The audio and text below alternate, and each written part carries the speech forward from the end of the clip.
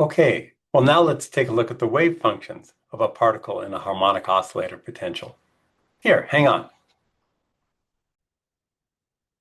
Very good. Well, um, so we'd like to look at the wave functions, and I'm not going to try and derive these from Schrodinger's equation. Instead, I'm just going to write them out for the first few states. All right? So let's take a look.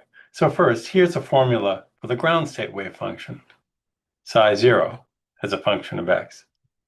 And this is equal to a constant times an exponential factor, e to the minus alpha x squared. So C0 and alpha are constants that depend on the particular details of the problem. But notice the shape that this has. E to the minus alpha x squared. That describes a Gaussian function or a bell-shaped curve. So the ground state wave function looks something like this. I'll try to draw it.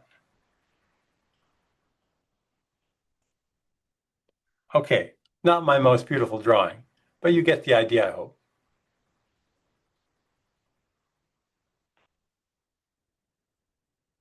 The n equals 1 wave function, first excited state, it looks like the following. It's equal to a constant times x times e to the minus alpha x squared. Okay? So it looks a little bit different. You can imagine what this looks like. Close to x equals 0, this looks like a straight line. But as we move away, the Gaussian function takes over, and we get something like that. Oh, that's particularly awful, isn't it? Let's try and do this again.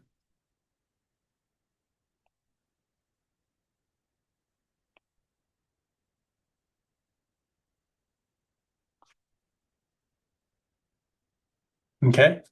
Looks like I'm not going to make these very beautiful. Doesn't matter too much. The next wave function looks like the following. We have a third constant, and then this is multiplied by a second order polynomial.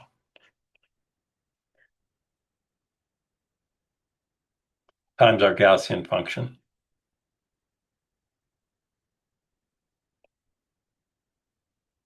And a sketch of this would look something like the following.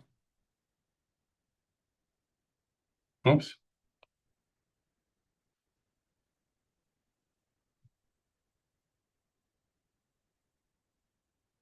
Oh gosh. I'll try once more here.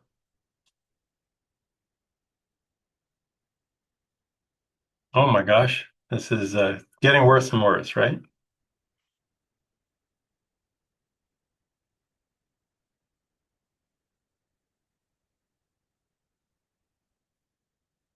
There we are.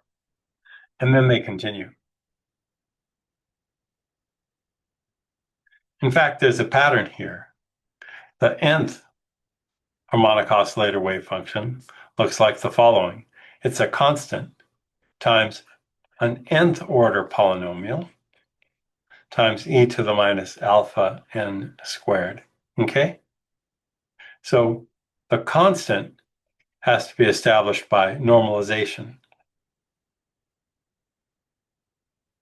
That is, by integrating the probability density over all space and making sure that the answer comes out to be 1. Here, what we have is the nth Hermite polynomial.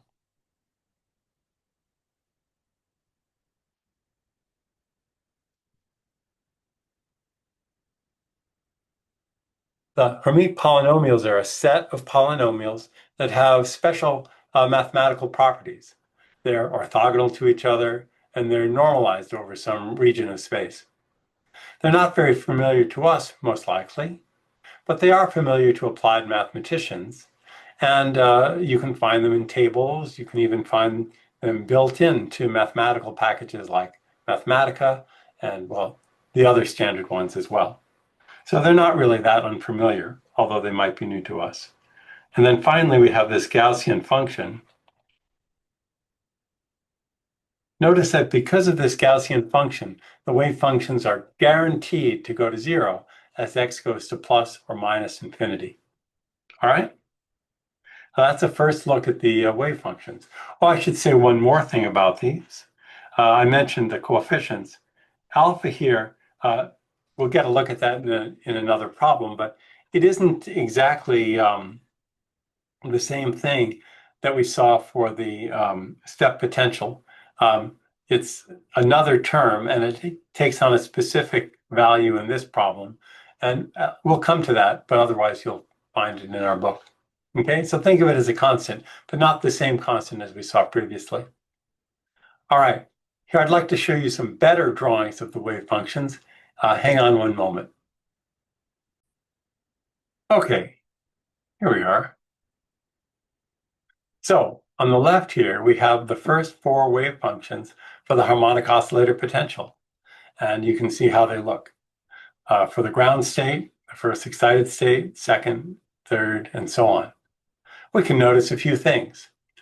The ground state wave function has a maximum at x equals 0, but the n equals 1 state has a node there. In fact, all of the even wave functions, n equals 0, 2, 4, and so on, have a maximum at the origin, whereas the odd wave functions have a node there. In addition, you can see that the wave functions do not go to 0 at the point where the energy is equal to the potential energy. Instead, like the finite well problem, they leak out into the barrier region. Not in exactly the same way because of the shape of the potential, but it's a qualitatively similar process. All right? Okay, those are the wave functions. Here's the probability density over here on the right. Of course, this is just the square of the wave functions that we just looked at. And so you can see them here. Okay? For n equals 0, 2, 4, and so on, there's a finite probability to find the particle right at the center of the well. Whereas for the odd functions, there's a 0 there or a node there. Other nodes as well. Something I'll point out here, we'll see in a problem in a little while. Note that the probability density is actually higher towards the edge of the well for the higher excited state. So here's n equals 3, and the probability density at this antinode is higher than it is at these antinodes at the center. And that's a real thing, and it gets more pronounced as we go to higher and higher quantum numbers. All right, well, that's the harmonic oscillator potential, a qualitative look at the wave functions and the probability density. Okay. Now, the next thing we're going to do is we're going to do a example that looks at the ground state wave function. And for a particular example, we're going to find out the width of this wave function. All right? All right, here. Let's stop this video here and we'll do the example in the next one.